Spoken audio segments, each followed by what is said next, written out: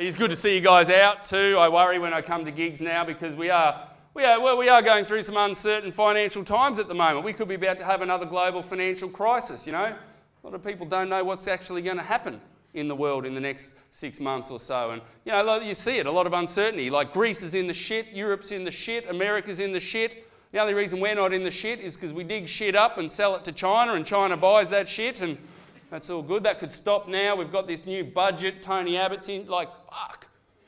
People are worried about money. You guys don't give a fuck. You're out having a good time. Good on yous. It's important. But the thing is, you don't have to worry about money, okay? There's plenty of money out there if you know where to find it. And I know this is true because a friend of mine is a medical student and he told me that medical schools need volunteers. Because apparently you can't become a doctor unless you've practiced on real people. And he told me that rectal exam volunteers get $110 per exam. Takes 3 minutes. That is good money. Like if you did an 8-hour day,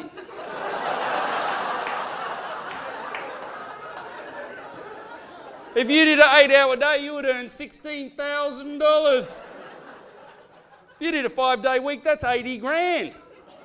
I would do that. I would do that.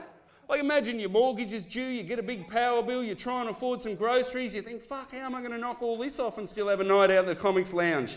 You could work 1 week as a rectal exam volunteer, earn 80 grand, you could have 51 weeks off. You would need them to recover. As long as you didn't have to ride a push bike home from work. Imagine catching the train home, you know, you get on the train at Flinders Street, it's so crowded, you barely got room to stand up, you know, and by the time you get out, maybe you live out near Pakenham somewhere, by the time you get out near home, the carriage is pretty much empty, you're still standing there. Someone says, mate, carriage, pretty much empty, why don't you have a seat? You'd be like, mate, I did double overtime today, I'll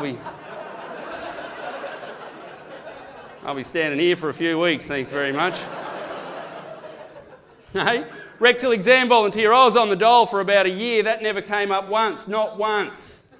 You go in the dole office every fortnight, you hand in your form, they take it off you, they say, oh Mick, I see you've applied for 5 jobs this fortnight, you've had no luck, don't worry, we've got a job for you. You can earn 80 grand in a week. I'll be like, hello, that sounds like it could be right up my alley. It gets better, Mick, it gets better. No experience necessary.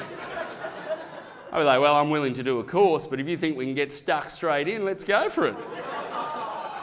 Gets better, Mick, it gets better. It's an entry-level position. I'll be like, hey, for 80 grand a week, I will start at the bottom and I will work my way up. It's going to be handy experience too, being a rectal exam volunteer, because I'll turn 40 one day. A few older gentlemen in the room, you blokes will be well aware, when you turn 40, it's time to go and get your prostate checked. It's very important, you've got to go and do it. Just imagine I'm going to walk into the doctor's going to say, oh Mick, first prostate check. This could be a little bit uncomfortable. And I'll say, don't worry doc, I used to do this for a living. You're going to need a longer glove. Because my prostate is up here now.